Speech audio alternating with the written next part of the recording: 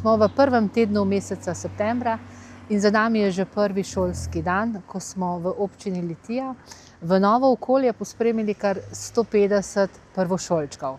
V tem tednu za večjo varnost pri šolskih stavbah skrbijo prostovoljci iz upokojenskih društev, potem uslužbenci policijske postaje Litija in pa naši redarji.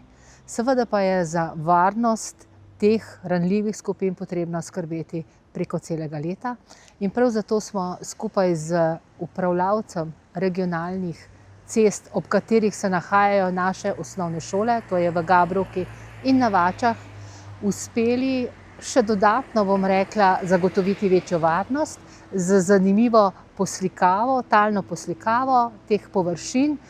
In mislim, da je to en tak zgleden primer, tako na Vačah kot tudi v Gabrovki, da bodo vozniki bolj previdni, bolj pozorni na učence, na dijake v naši občini.